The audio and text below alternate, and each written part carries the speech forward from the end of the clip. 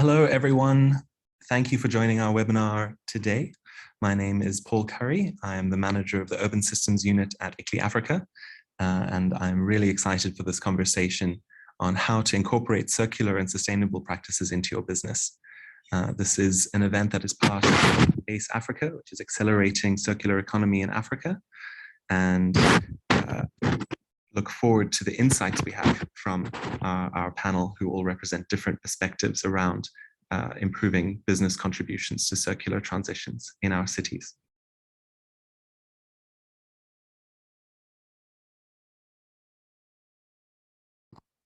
Muted myself. The overview of what we'll do in this webinar is to provide a little insight into the ACE Africa project before diving into our core question, which aims to explore the critical elements that entrepreneurs can and should consider for the successful takeoff and growth of their circular businesses in African contexts. So Deborah Nate from Footspoint Africa will begin us in that conversation with setting the scene before we invite Himka Singh, who's the founder of Compost Kitchen, and Simone Smit, who's the head of exploration for the UNDP Accelerator Labs, to share their reflections and insights. We welcome inputs into the chat boxes, into the questions, and I will do my best to share these questions with the people in the webinar.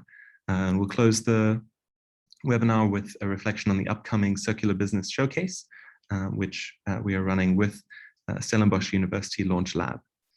This webinar is part, as I said, of ACE Africa, which is undertaken by ICLEI Africa, Stellenbosch University Launch Lab, and funded by the Embassy of Finland to South Africa through the Fund for Local Cooperation, and is done as part of the Rise Africa program, which is inspiring action for sustainable cities.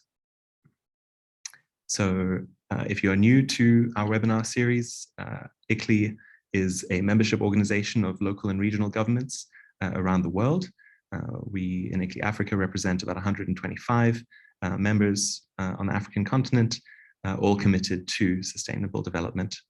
And our work is really about connecting leaders, accelerating the actions that are taking place, and providing gateways to solutions to support local and regional governments to achieve sustainable development.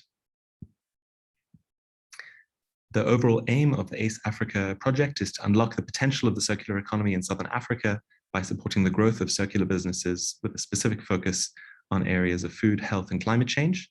And it's in three key phases, which is incubating and upskilling startup companies with our partner at Launch Lab, providing a platform for exposure to and interaction with mature circular economy businesses, funders, and government officials, and then providing guidance to local governments on how to improve or support innovative businesses that enhance circular development. And this is what we hope the ideas in this event will contribute to. What do businesses who are trying to work in the circular economy area need in order to excel and drive the transition? The way that ICLEI thinks about circular economy is described in the Circular Cities Action Framework, which has 5 key principles to rethink, regenerate, reuse, reduce, and recover. And the way in which we are exploring circular economy with local governments as well as other stakeholders is to really try and shift the conversation from a focus on waste management to thinking about design thinking overall. What types of business models should we be thinking about? How do we follow a product or service across the course of its life cycle?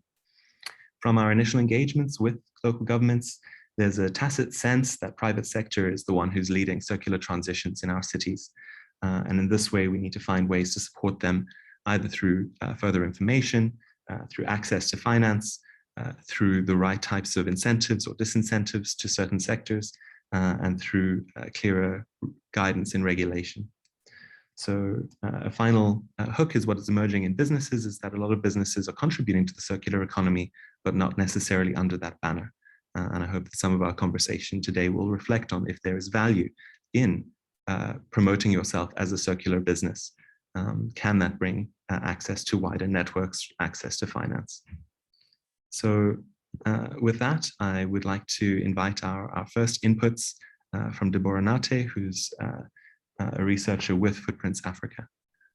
Please be welcome. Thank you, Paul. Thanks for the introduction. I'm going to share screen now. While we are sharing screen, let me just be engaging. Okay, so like Paul said, I am from Footspoint Africa, and at Footspoint Africa, we believe that the world can be regenerative and it can be inclusive. And so all our work is directed towards achieving that. We can talk about that more later. So I would like us to do a quick Zoom shower. I just want to know what people in the room think or see Africa. So I'd like you to type 2 or 3 words on how you see Africa in the chat. And when I say go, you hit send, just so we see how people see Africa. I want to know who is in the room with me here. So we have just one. Okay, so I'm just going to give you one. Okay, people are sending already. Powerful, rich, young, full of potential, rich culture, diverse. Oh, this is beautiful. Complex, that's interesting. Diversity, culture, worth, nature. Now, Simone, I love that. Okay, we can keep them coming. Thanks for sharing. And I believe it is our duty as Africans or anyone that finds themselves in Africa to protect this image and what we have as Africans. Thanks for sharing. So we just go into the presentation. Now, we are talking about what designers can do, what entrepreneurs can do. So I believe we all have a basic knowledge of what circular economy is. I'm going to share these 3 key elements. Hope we can say more during the panel discussion. And then I have some other slides at the bottom. If there's time, we can talk about it.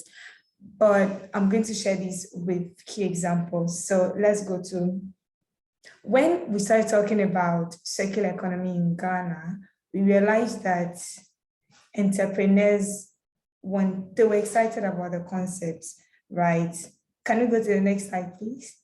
They were excited about the concept of circular economy, and they just wanted practical examples that they could relate to in the context that they could learn from. And so we set out to create a database of circular economy initiatives. And right now, this is what we are having. And this is just to show us that we do not have to reinvent the wheel. We can look and see what people are doing and learn from them. So we have cases ranging from fashion through compost, through construction, and many other cases, regenerative agriculture, that we can learn from. But then as we are learning from existing examples, we need to think about can we go to the next slide, please? You need to think about bringing it to the local context so that we are making the solutions relevant to our local context.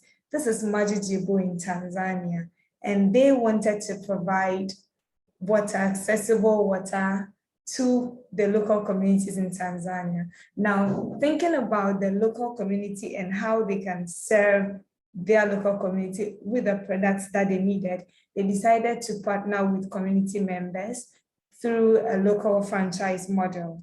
So community members are able to purchase franchise at a very low cost, and they can serve people water in their local communities, and they operate by a refill model. So when they do that, people find a solution close to them. They're using less plastics, and they reducing the waste of single-use plastics that is released into the system. So that is interesting about them. But another interesting thing is that after making solutions relevant to the local context, then there's another thing we can also do, which is collaborating where possible. And you do not have to be a jack of all trades, right? So this is DigiYard in South Africa. And DigiYard decided to solve the solution of the excessive waste that we have in the construction sector. So to do that, they decided to connect the informal construction companies or lower construction companies or smaller construction companies to the materials, unused materials at the bigger construction sites. And you realize that most of these materials at the construction sites, they end up going to the landfill or just going waste. So DGEI decided to connect people to these materials through their app. And so people can purchase materials at a lower cost from the app. And that's also another interesting model we came by. That means they are going to redirect, they are reducing the waste and they are redirecting waste from the landfills. So this is basically the 3 key elements I'd like to share. But since I still have time, I'm just going to talk about what circular economy is not. So we have a lot of people thinking circular economy or tagging recycling as circular economy, but then circular economy is just at the bottom of the priority, the order of priority. Recycling is just at the bottom of the order of priority of circular economy. And so we need to take note of that. And I say this from the cases that we collected, you realize that majority of the initiatives that we came across were actually waiting for the waste and designing products out of the waste. I can even say other discussions about this, but I'll leave it there. And circular economy is not a developed world innovation. And this is an opportunity that we have as Africans.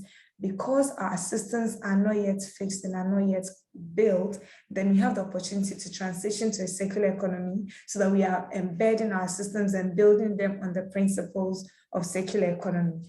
And finally, it is not an expensive tech solution. So you do not need to wait for one robotic design to be able to implement circular economy. Just like Majijibu, something close to you, think about the context, think about the challenge that people are facing and how you provide the solution to the people, not through the existing models, but how you use a better model that incorporates the circular strategies that we have.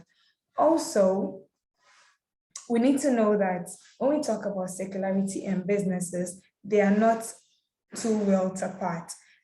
Circularity is not mutually exclusive from our businesses, because you see people seeing circularity as the social aspect of their work, and it shouldn't be so. Our business models should be embedded on the circular principles or on our circularity principles, so that we are building this business on the principles. And this, when we do this, it opens us up to new market opportunities, so that instead of providing our products for ownership, people are tapping into the service models of our products, and we are able to serve more people than we could with a traditional model. So this is just to put this out there. Finally, I would like to say that I would like to quote Gunter Pauli when he said that the first and foremost rule of the game that needs to be changed is a shift from ever lower cost to ever higher generation of value. And we are doing that with what is locally available. So first off, think of what is locally available, but then you also need to think about the impacts of the products you are releasing into the system, not just for the now, but for the future, so that what is your product going to, what's the impact of your product in future when all of these things are let into the system. I'd like to leave to end my presentation here. If there are questions or there are more to be said, then we'll go into it in the panel discussion. Thank you. Thank you, Paul. Thanks, Deborah, very much for starting us off with, I think, 3 really important reflections. Learn from what's already going on. There is so much going on that we know of around the continent, whether it calls itself circular or not. Make solutions that are relevant to the local context, so not just copying and pasting. I think we're familiar in African development around this. How does this actually, as you've closed off, add value to the local context? And then collaborating, which I think we all speak about a lot, but finding opportunities to do so that are, again, adding value to your work and to other people's work mutually, I think is really important. So we've shared in the chat the link to the great case study report, which is worth perusing. Deborah shared only two pieces there on reducing plastic waste. And what I found interesting is connecting that to service delivery, so providing water, which is something that is a local government mandate as well. And then looking at virtual tools for connecting there. I think what's wonderful and sometimes daunting about the circular economy is that you don't necessarily know how to fit fully in to it. And so one of the products we produced at the beginning of ACE Africa was a catalogue of different types of circularity practice and trying to give some inspiration to different businesses for what they could think of as circular. So I think Chukuru will throw in the link in the chat there. Can I invite Himkar and Simone to join us to discuss this further and add their thoughts? So Himkar, welcome. As someone who has framed your business around being a circular business, we'd love to hear your reflections on what Deborah has shared, and also how does this apply in your business journey so far? Yes, thanks so much, Paul, and thanks for those introductions. I was feeling so connected to them because it's almost exactly what we've been experiencing. I'm the CEO of the Compost Kitchen, and in our business, we collect food waste from households, and then we recycle it into vermicompost, and we give the vermicompost back to customers at the end of the month, and customers pay a subscription fee for that. And the reason why we introduced the part where we give back compost, which makes us a circular economy business, right, is because there was generally a low trust in the recycling industry. Because there have been many stories of recycling not reaching the recycling plant or reaching places it shouldn't. So to solve that, we thought that if we give back compost, then there can be more certainty for the customer that it's been recycled, and then they would be more willing to pay. So we found a lot of benefits by using circular economy principles to do business. Thanks. And back to that point then on a circular economy framing, has that been useful for you in attracting customers? Are people excited by that? Or has it been about the prospect of receiving back value in a product? What has been the selling point for positioning yourself? Yeah, so well, I found that, I learned about sustainability in grade 2, it was over 20 years ago.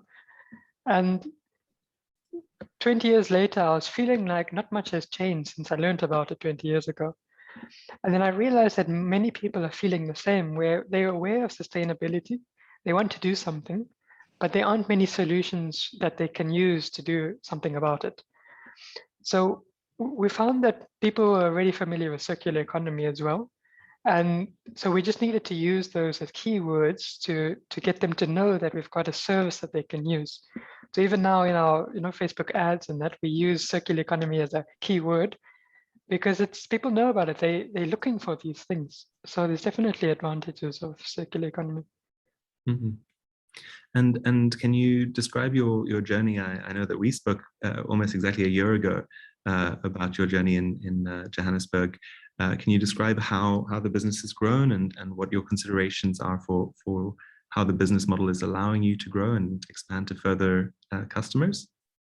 Yeah, about a year ago is when COVID started in South Africa, just over a year ago. And before COVID, we were growing at a reasonable rate. But then after COVID, we actually started growing much faster than before COVID. And we've continued to grow quite fast post-COVID than before. And so we've now reached 350 customers that we collect waste from on a subscription basis. So that's boosted our revenue quite a lot and allowing us to research and develop other models that we want to use to scale. We understood from the beginning that we had a low scale model, but it was just the easy way to get started without having funding available. But now we have a good scaling model in mind, and we're working with UNDP in the launch labs to get it developed. It's not something that's been done before in South Africa, so we need a lot of support. So actually already through that program, we've seen massive acceleration in what we want to do. So, so it's looking good. It's looking good. Glad to hear, and I think it'd be great to hear a bit further on your hopes for the next steps. But maybe we should invite, based on your prompt, Simone from UNDP to reflect on why UNDP is interested in circular economy, and tell us a bit more about the experiences with the Accelerator Lab. Thank you, Paul, and good morning, afternoon, evening to everyone. So why is UNDP interested in the circular economy? Quite simply, it's an acknowledgement that we cannot continue with the take, make, waste linear economy currently in place, which leads to unsustainable resource extraction and degenerative environmental practices. UNDP is the convener of the Sustainable Development Goals, so we have quite a holistic, systemic approach to our development work.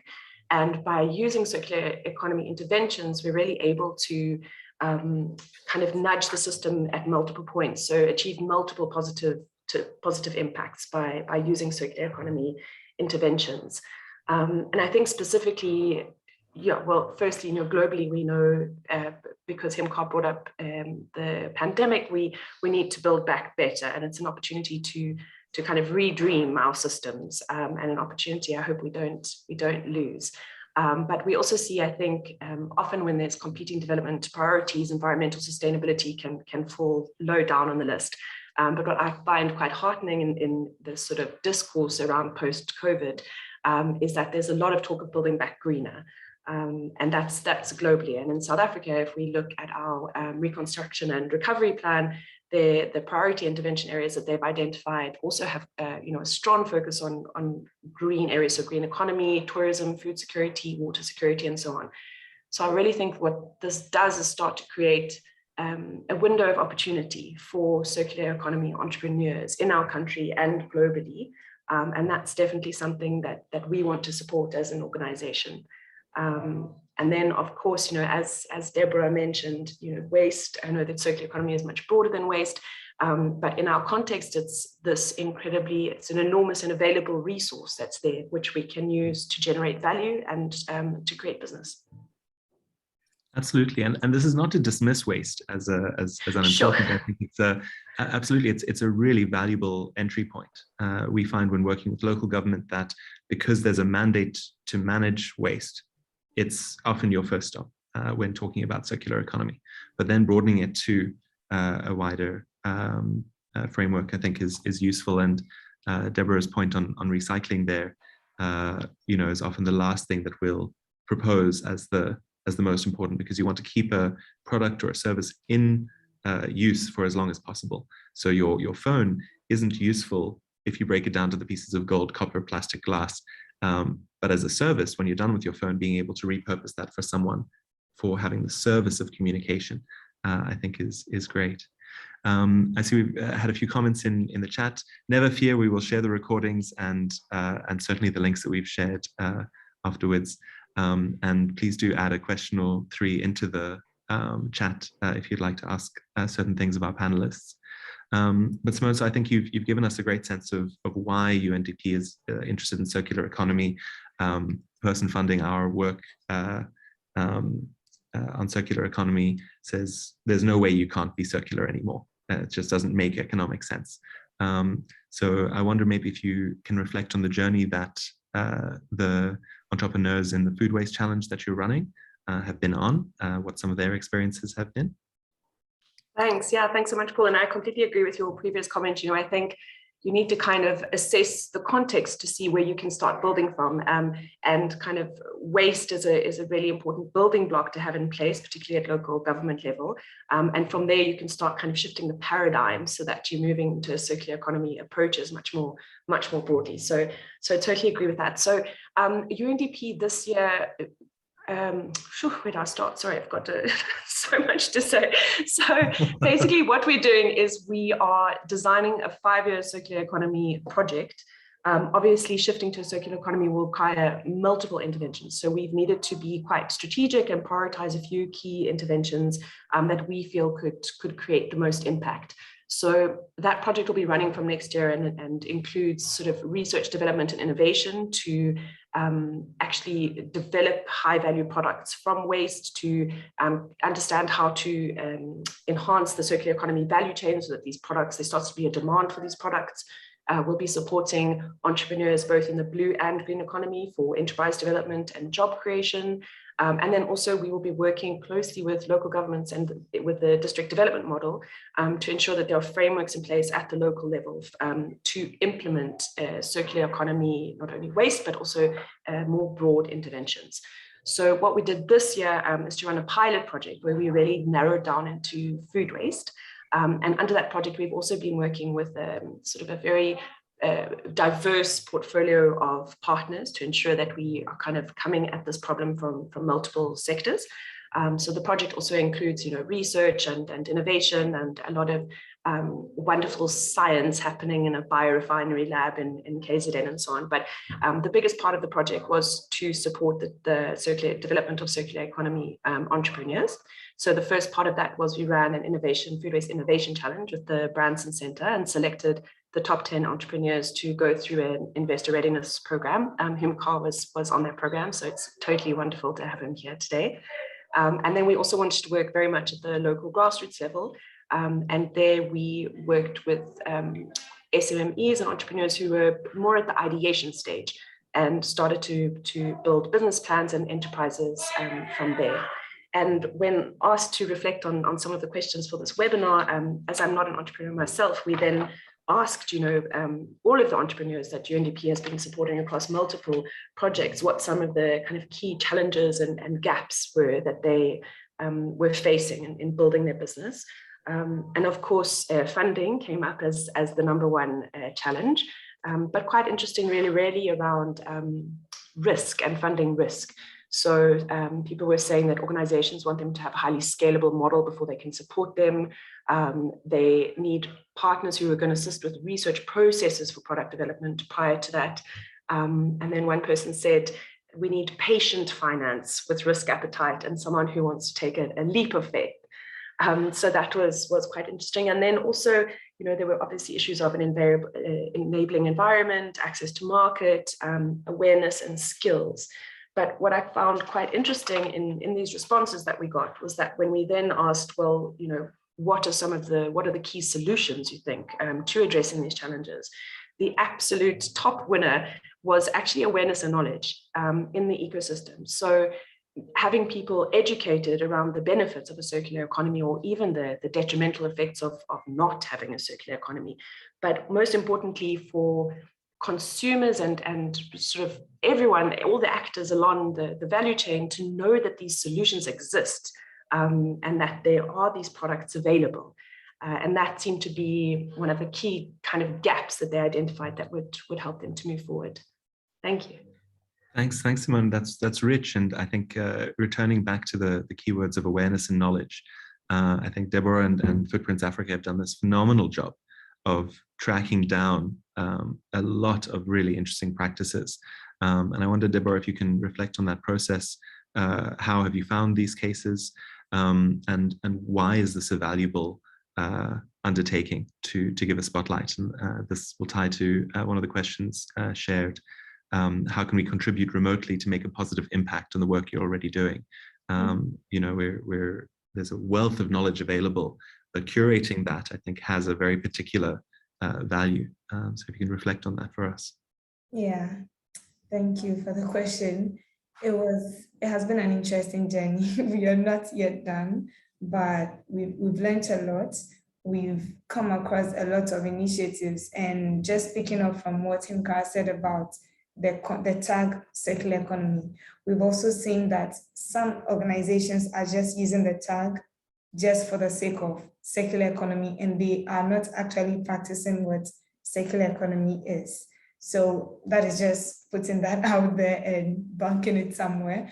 But we decided to secure the database to map 500 cases.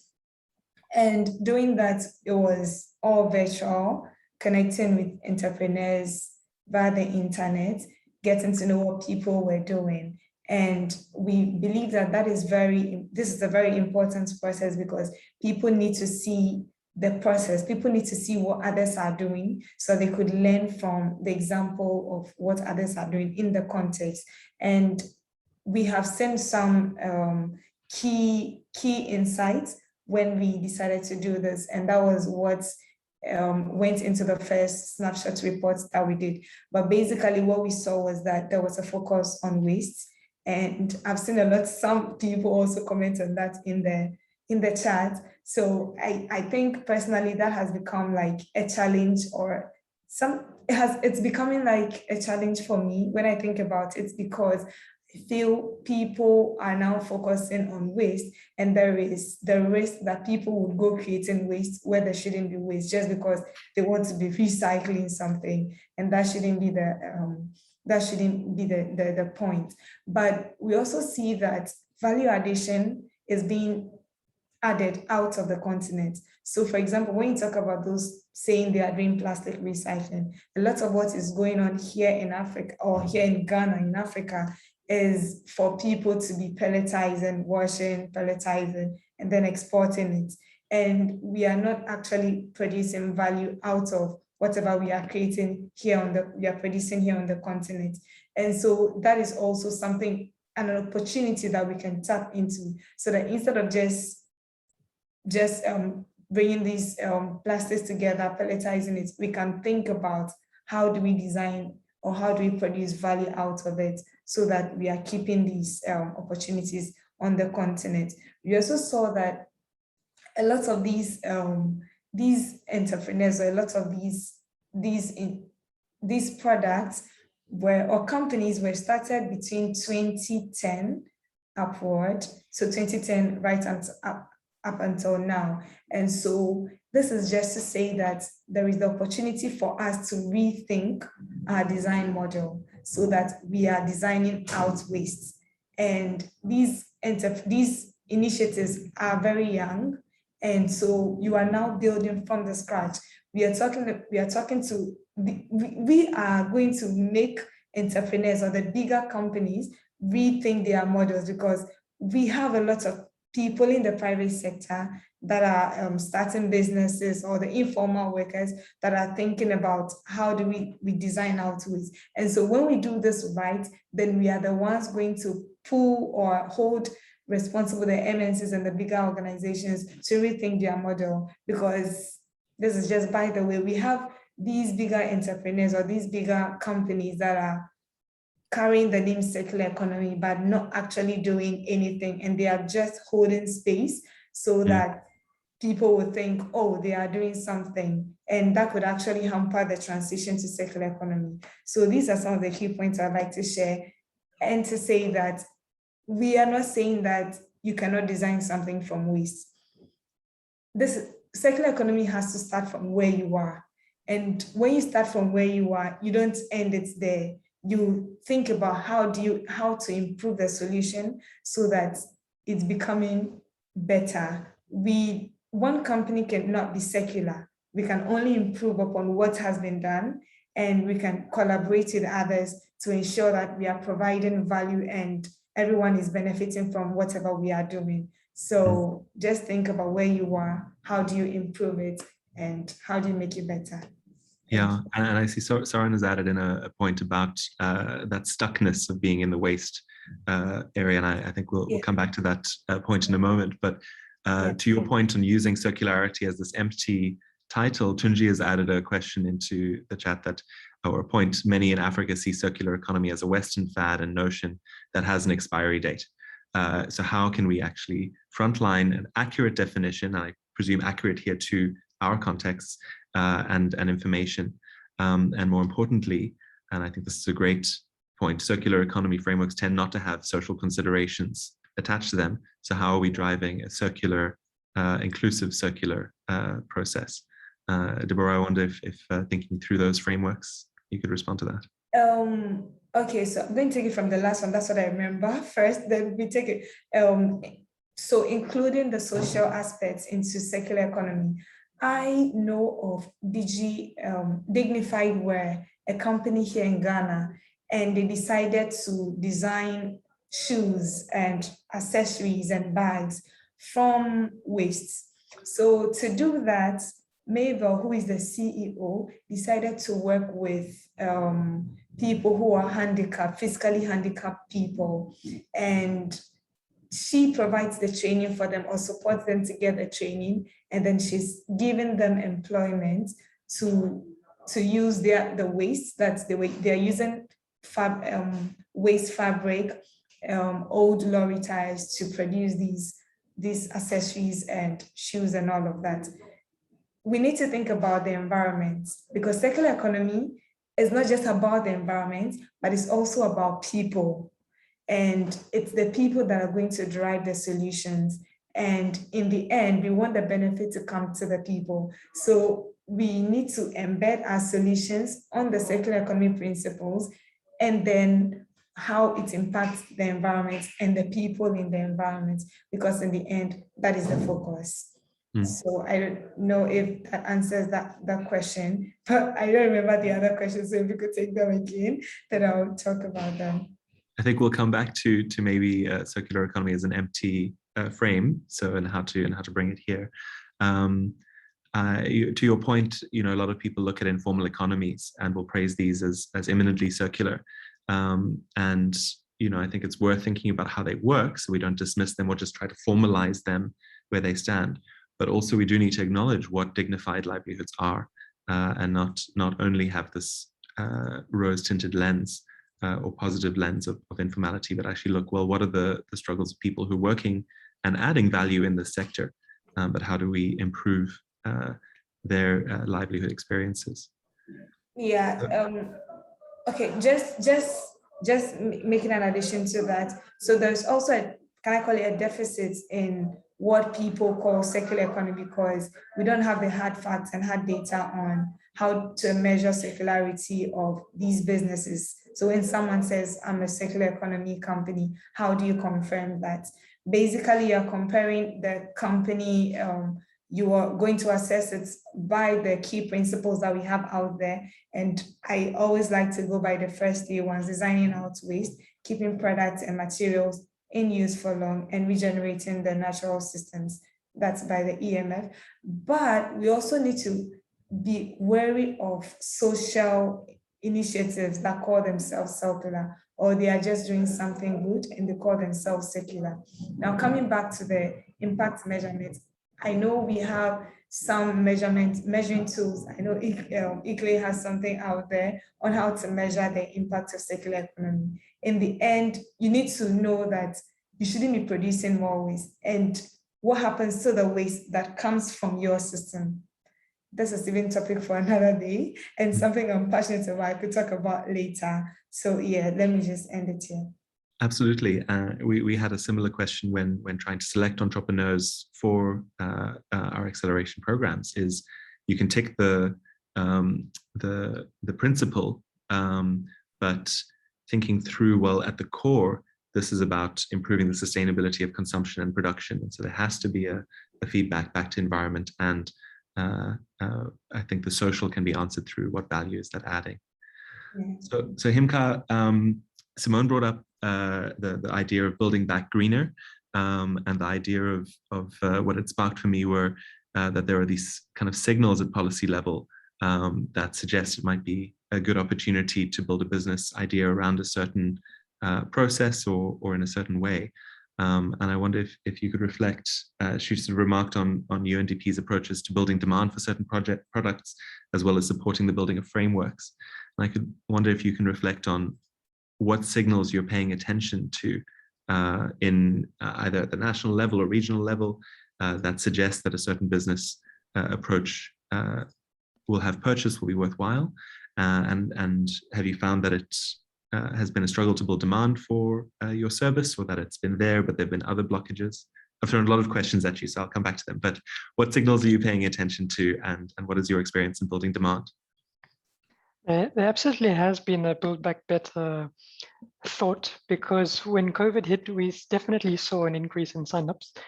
And we think that's because people were spending more time at home and realizing how much waste they were producing, and then during a negative time wanting to do something about it. So there's a definite pattern there. There's definitely a need to build back better. We've only really targeted people who are looking for our service. So there's different market segments, right? Some are people who have no interest in recycling at the moment because of the way they are in their life, in their circumstances. Some people are interested but not yet willing to pay, and some people they want it right now. They want to do something right now. So we focus on just finding those as a business. A business is just a solution provider. We focus on finding those who are wanting to do something right now and can pay for it, and then develop the service for them. And so we don't really struggle with the customer. We just struggle with reaching the customer, because we haven't had any funding in the business. So it's only built on revenue, and we've used the revenue to do marketing. So we find that we just need to reach people, and then they sign up. A lot of the people, when they see an ad for the first time, they sign up immediately. They get their bin the same day, and then they're already collecting their food waste. So that's how urgent it is for people. They're itching to do something. Other signals that we look for, we look internationally, because other countries tend to be a bit further ahead than us in this. So we see certain patterns, or what are people really interested in?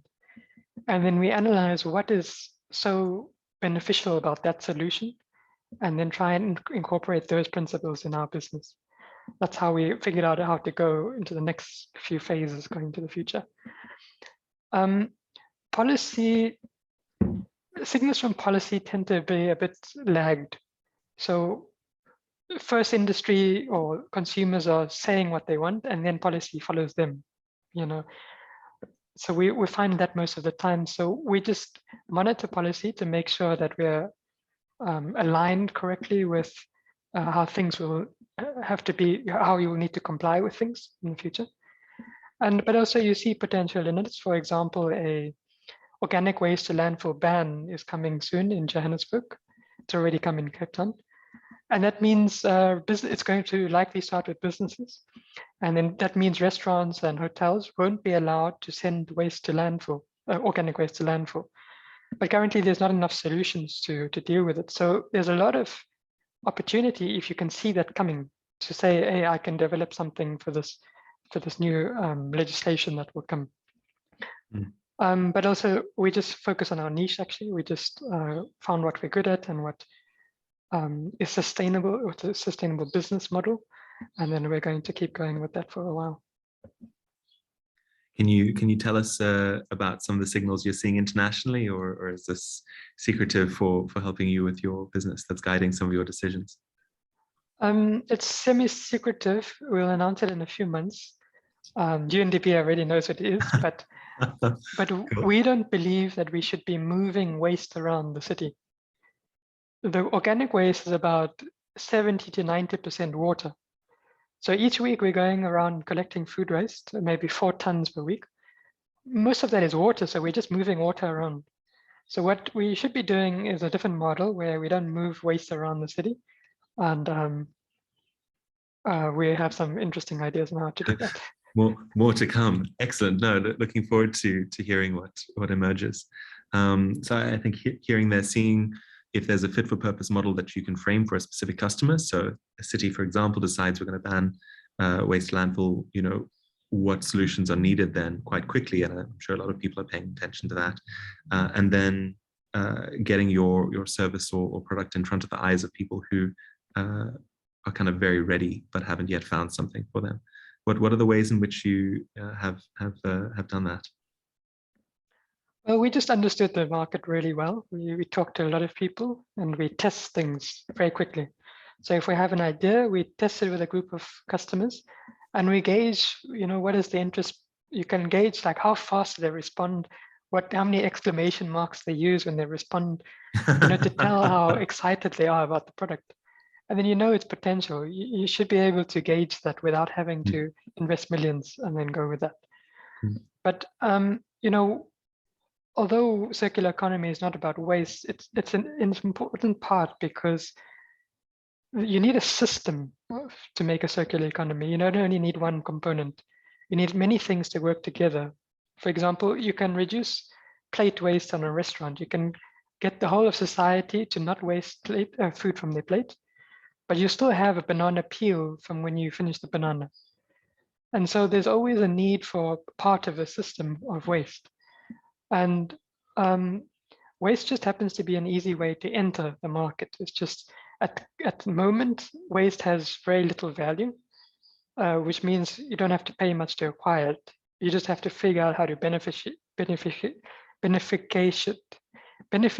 it so that you can make a sustainable business model. Yeah. But in the future, it's likely that, you know, if you wanted to obtain a raw material like platinum, the cost to mine platinum would be so high compared to obtaining it from waste that it would be cheaper to go to waste, and waste become a valuable resource. So we always have to be thinking like that, thinking of waste as a resource, not as a problem. You stole the words right out of my mouth, is that shift from an integrated resource towards an integrated resource management approach. And so absolutely, if the signals are saying, well, we're no longer going to accept this as just a throwaway resource, then people are forced to think about what they must do with it and how to correctly move that into a stream, either for improving its value or treating it or reusing it in some way. So coming back to Soren's point, very concerned with the prevailing misconception that circular economy equals more and better waste management and recycling. I think, you know, that's spot on. Is how are we changing the perceptions of what waste is and the role of waste in our society? And then your questions, you know, how are we planning to expose and explain to African decision makers in government and the for-profit sector on holistic system challenges such as designing out waste, extended producer responsibility, the removal of legal barriers to make circular economy actually happen. So I wonder, Simone, you mentioned supporting with the development of specific circular economy frameworks. Do you have a thought of how you're engaging with this, I suppose, education, awareness, and to a point advocacy, saying, you know, we need you to shift the way you're thinking? Yeah, so I think advocacy is probably a really good word to use. And also, I think, you know, as the UNDP, we have a chance to convene multiple stakeholders. So when we are developing frameworks and so on like this, it would really be a process of co-creation and highly participatory, so that it's almost an action research process where along the way we are shifting those perceptions and awareness to be a much more in-depth kind of understanding of what the circular economy is. And that's just a very short answer to your question. Yeah, I mean, if I add to that, I think, you know, the way that we've engaged with a number of the cities we're working with is it has to be a yes and, because you're meeting people who are quite passionate about a specific approach, and to say, well, you're missing the boat is a different thing. And so it's how do you meet the priorities that the city has, for example, having to deal with shifting even from a waste dump to a managed landfill is success in those sort of baby steps towards then separating your waste maybe at that landfill, maybe thinking about a separation at source approach. And so it's really trying to say, well, you know, what's ongoing and how do we excite you about a next step that can add value. Absolutely. And shift you into that circular space. And I like you used the word baby steps, and Himkar actually spoke about kind of trying things out. And I think when you're trying to shift systems or introduce a new way of thinking, short experiments are very useful. So really using experimentation in a very small way and learning from that. So you create a real learning process and you're figuring out as you go what solutions can be validated and what can't. And I think that's a very important part of a process of developing frameworks and kind of coming to a consensus around what can and can't be implemented and what that means. Absolutely. Deborah, you look ready to add something. Yeah, and then Himka. Yes. So just on the question of how we can tell decision makers, for starters, just like Himka said earlier, people know about these things and people know about circular economy, and people have they're getting to understand what these benefits are. People are just dragging feet, and people are scared to lose what they have, especially the MNCs. Like, they are scared to lose what the systems they built around it, around the linear system. the linear economy is going to crumble and they are scared to let go. That is just by the way. But I believe that providing case studies and providing examples of what is working is one way to show people that this is going to work. And so we can jump on it. It's working here. If we could just do this at scale, then we are going to benefit from it. We also need to provide hard data and statistics on the benefits of these circular economy system.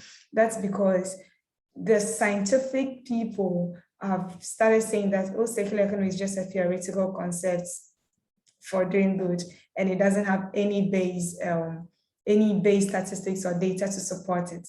And so this is the time where we need to actually provide specific statistics on how people practicing it are benefiting the environment and themselves and the customers, and how we can do this at scale, or how this is going to benefit people in general. Because when we started collecting data, we realized that most of the companies that we came across, because they were informal and most of them were SMEs, they were now starting, their focus was not to measure impact or resources and all of that. But we realized that is also one key thing that some of them said they needed, or something that entrepreneurs need, so that they will be able to prove that, yes, I'm circular economy and this is the impact I'm making. And that is what they can also use to convince policymakers that we need tax relief because we are contributing this to the environment and to the economy. We need these policies because we are bringing these benefits onto the table. And so they need these facts and this data. So we decided to help or support entrepreneurs to measure impact. That's also detailed for another day, but that's a project that we are trying to do out of the data collection that we started. And I wanted to say a last point. Yes, we need to engage the customers, the consumers. We need to start from that place, so that it's going to be a bottom-up approach where when people are demanding for the right things, producers are going to produce the right things. And policymakers would have no option but to provide what consumers need. And it's funny because consumers is not just the lady sitting and somewhere and buying products, but consumers are also those people who are setting the policies. They are the policymakers. And so when we can speak to the heart of consumers, wherever we get them, then these things are going to go back into the policies that we set and the systems that we built. Thank you. Thanks, Deborah. And I think this is one of the questions we asked at the beginning is it the role of businesses to fly the circular economy flag, and is there value in them doing that? And I think many who just started trying to make the business work, let alone prove that circular economy works. So I think that's a really great support to businesses in helping to see impact. Himka, you were going to add a point. Yes, I just wanted to show the entrepreneurs what experimentation looks like. I was sitting at a restaurant just 8 days ago, and they lit a candle that there were some flies around. They lit the candle and the flies went away. So then I took a photo of the candle, and then I found out what are the ingredients of it. And I thought maybe I could use this in our worm boxes, which often get fruit flies. Fruit flies aren't bad, they're just irritating. So then within 8 days, I made a mixture of the same oils, and then I started testing. So that's what it looks like. Is you don't need to spend a year to design what your idea is. You can do it in 1 week. The most simple. This is just a recycled bottle, right? Sanitize the bottle. You just do something very rough, because within a week you'll know the answer. You'll know if it works or not. And if you realize that it works, then you can start optimizing. Then you can start your R&D process. But you have to have some kind of indication of the direction very quickly, otherwise you'll burn up. Thanks. That's very exciting. Innovation and experimentation in action, right here. And I think the coming back to the point then that Deborah raised about collaboration. That's the value of being able to see what others are doing. Think, well, could this work for what I'm trying to do? Not fitting into it only as a competitive lens, but are what one organization are trying out, is that useful for what I'm trying out? So to connect that in, a question from Collins for those startups seeking to implement circular economy, what resources and trainings are available? And I can answer half of this. I think there's been the sudden upswing, as you may have noticed, in circular economy mobilization. The concept, after a decade of advocacy and popularization by many organizations, is ripe for experimentation and for trying out. So this is a question that we're asking. This is why this event, such as this, and the many events around circular economy are being run, is really to offer some reflections and resources. And for the next year, we're going to be doing a whole series of these types of webinars, particularly to speak to specific business needs and connect them to local government. So maybe Collins, in response to the email that we send with the recordings and the resources from this one, maybe share back, what resources are you seeking, or trainings are you seeking? And maybe Himka, if you can reflect briefly, what resources and trainings did you feel you needed right up front? Yeah, when we started, I knew that I wanted to solve the problem of actually soil, but I didn't get the chance to tell you about it. But there wasn't many examples which I could follow on how is this circular concept going to work. It tends to be quite a new concept in terms of entrepreneurship. So I had to invent most of it myself, which was fairly difficult because there wasn't much resources to guide me on, and very few people as well that I could call upon. But then when I joined ICLEI and other circular economy organizations, you get to bounce ideas of people who understand exactly what you're trying to achieve. The model may not make sense to another business administration expert, but a circular economy person, they get it. And that makes you able to dig deeper into your ideas much faster. And so we do that often. As soon as I get ideas or want to discuss an idea about the idea, then I discuss it with my circular economy advisors, and they help a lot. So I would advise entrepreneurs to join these. I think there's already been a lot of resources that have been posted in the chat. Get in contact with everyone and then start sharing your thoughts with everyone. They love, we're all in this because of a similar vision of the future of the city we can see in our minds. And so we work together naturally. So I think just get in contact and join everyone. Thanks, Himka. And I think we're going to share some information a little bit about a showcase on circular business that we're running with Stellenbosch University Launch Lab. So I want to offer an opportunity just to close out our panel with a closing reflection, but I also do have an input in answer to Michelle Goddard's question: is there opportunity to start teaching circular economy principles in schools? Absolutely, there should be. The principles, again, are available around, and I think just need to be digested into the right portions for students. And I suppose my question back would be sort of where in the curriculum does that sit? Some schools, I think, have some sustainability or environmental areas that could already be a hook. But something really exciting that I saw from Ellen MacArthur Foundation and I believe African Leadership University is a program to excite teenagers about the circular economy. So I will share that link in our post-webinar meeting. And I think that's a great opportunity. And I think that's also an experiment to see how we can connect further. So with that, let's do a final round of reflections. What's something that you are taking away from this conversation that you think is of value? Maybe we'll go Simone, Himka, and then Deborah. Thanks so much, Paul. What I'm taking away is really a renewed sense of excitement and also some new insights. Thank you so much for having me. It's been a real privilege to be engaged in this conversation. And Deborah, I cannot wait to read the reports that you've shared. And just as a final reflection, I think, I've been involved in environmental sustainability for over 10 years, and now we're really starting to see a growing awareness of climate change and momentum on climate change, and hopefully even more so after the COP next week. And for me, I hope this signals a shift of humans' relationship with nature. And for me, that would then start to open up more windows and more opportunities in circular economy as that relationship to nature shifts.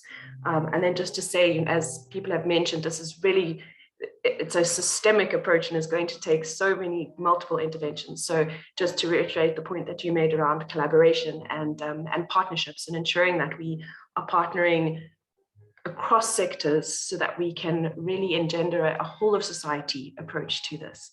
So thank you so much for having me. Thanks, Simon. Okay. Yeah, thanks again for the invite to this webinar. I have never seen a chat so excited and busy before during a webinar. So I think that shows that there's a lot of energy around circular economy, and you need to be in it or you miss out. And get in contact with each of us. I think we're all willing to share.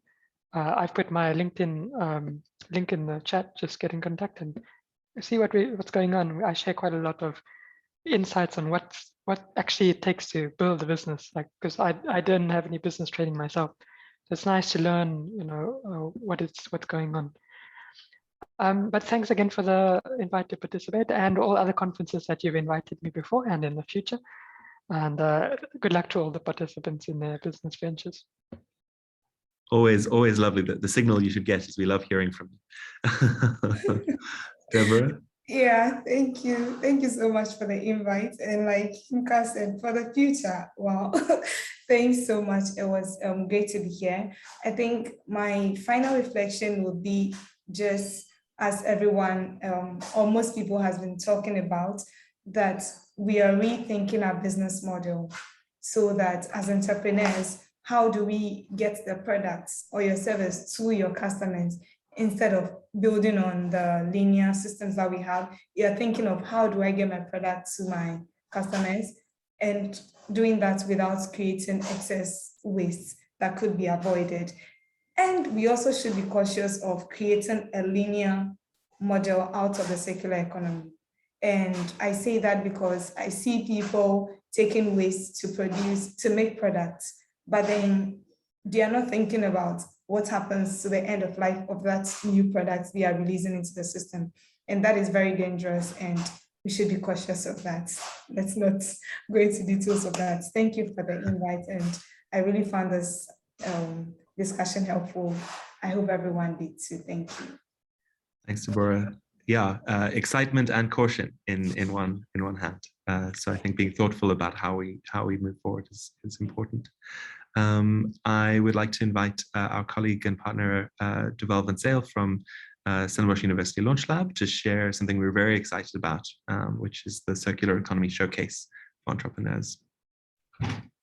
Awesome, thanks a lot, Paul. So yes, I'm Deval and I'm part of the University of Stellenbosch Launch Lab.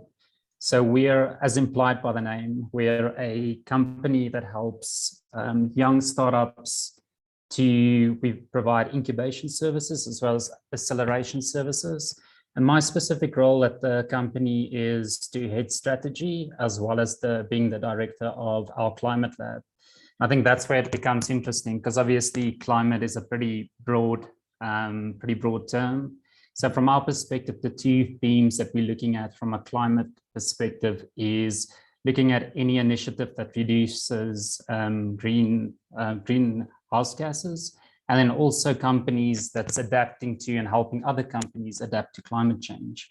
And I think in that process, there's been a lot of synergies with ICLEI specifically, because the circular economy businesses do fit perfectly into our verticals. So we've partnered on a program called ACE, which is accelerating circular economies throughout African cities, which is really exciting for us. And as part of that process, we've actually already been working with phenomenal entrepreneurs doing really interesting stuff. And the next step in that program is to actually host a circular business showcase. So you'll find with the recording and everything, you'll find the links to that. And we're really asking people to, whether or not you're a business or an idea, to please apply to the showcase. And also for anyone that's interested, I think a lot of the people on the call today, a lot of the panelists, to just register, participate, come and ask more questions during our showcase as well. And it's really for any current business that's currently operating, or any interesting idea that could be commercially viable. We are looking for businesses specifically with a circular angle. So anything that's been mentioned today around rethink, regenerate, recover, all of those, and then specifically focused on health, food, and then climate. So yeah, if you know anyone, please send the links. The more people we have, the better. So yes, I think that's everything from me, and please feel free to reach out if you need any further information. Thanks a lot, Paul. Thanks, Deval. And I can't stress how excited we are to join the showcase. I think it really is going to be a celebration of ideas for circular economy, a celebration of the people who are already pushing the boundaries in driving circular transitions, whether they have subscribed to being a circular business or are only now finding that as a hook. So please do share the call for entrepreneurs. The call is open until the 7th of November, and there's some prizes for the best businesses and the best ideas. And we will also then have the showcase to present these business ideas to our wider circular economy communities. So with that pitch, please do follow the links. This has been a really wonderful conversation for me to help conduct, and I wish to just thank everyone who has joined us as participants, as well as our panel. And I think some really nice ideas to take forward together.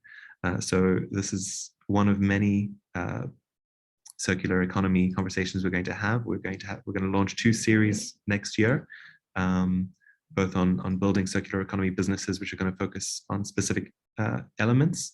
And we're going to do that in partnership with African Circular Economy Network. And then reaching for some global experiences with ICLEI offices around the world, sharing how businesses and local governments are attempting to drive circular economy in each of the 5 principles that we're using. So thanks very much. Lovely to have you today. And we'll share the recording and links for resources after this meeting. Enjoy the rest of your days further.